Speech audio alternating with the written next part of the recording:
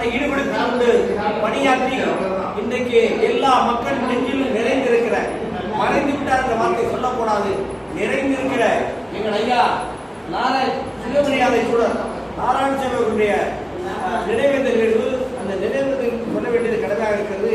ஐயா அவர்கள் நெய்வேலி, உலக புகழ்பெற்ற ஒரு நெய்வேலி, அந்த நெய்வேலியிலே திராவிட கழகத்தினுடைய நகர செயலாளராக பணியாற்றி பெரியாருக்கு மிகப்பெரிய பெருமை தேடிக் கொடுத்தவர். பகுத்தறிவாளர் கழகம், பகுத்து பார்க்கிற பொதுச்செயலாளர் கழகத்துடைய தலைவராக, மாவட்ட தலைவராக இருந்து அங்கே பணியாற்றிவிட்டு திருவாரூருக்கு வருகிறார்.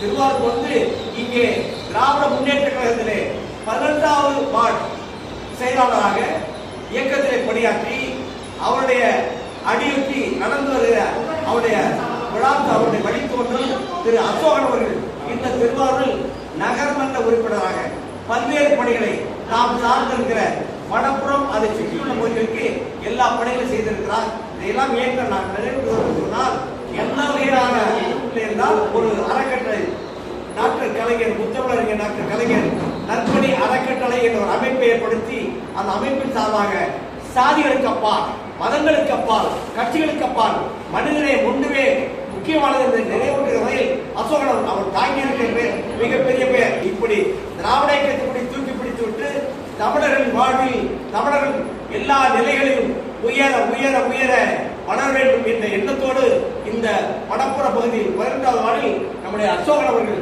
அரும்பணியாற்றி வருகிறார், பெரும்பணியாற்றி வருகிறார், சிறப்பாக பணியாற்றி வருகிறார். அவருடைய தந்தையார் நிகழ்வில் கலந்து கொள்வதில் எங்களுக்கு பெருமை, இந்த ஊருக்கு பெருமை, நாட்டுக்கு பெருமை. கடல் குதித்து சூடாற்ற, கதிர் வெடித்து குழம்பு விட, நதி வருமுன் முழுமை நிலப்பரப்பில் முதல் பரப்பு தோன்றிவிட, நதி வருமுன் மணல் தருமுன் முன்தோன்றிய தமிழை தன்னுடைய தாய்மொழியாக கொண்டிருக்கிற தமிழ் குலத்து பெருமக்கள் சார்பாக, அனைவர் சார்பாக எங்கள் வீர வணக்கம், வீர வணக்கம். நாராயணசாமி என்ற தியாக பெருந்தொடருக்கு வீர வணக்கம், வீர வணக்கம். கடல் குதித்து சூடாற்ற முழுமை நிலப்பரப்பில் முதல் பரப்பு தோன்றிவிட, நதி வருமுன் ஓடும் போக்கி நதி வருமுன் மணல் தரமுன் முன்தோன்றிய தமிழில் தோன்றிய திராவிட இயக்கம் தான் இன்றைக்கு தமிழக மக்களுக்கு பல வகையில் வழிகாட்டி இருக்கிறது. அதிலே நம்முடைய ஐயா நாராயணசாமி அவர்கள் திராவிட பெருமகனாக திருவாரூரில் இயக்கத்தையும் மக்களையும் வளர்த்தார், காத்தார். என்னுடைய வீரவர்களை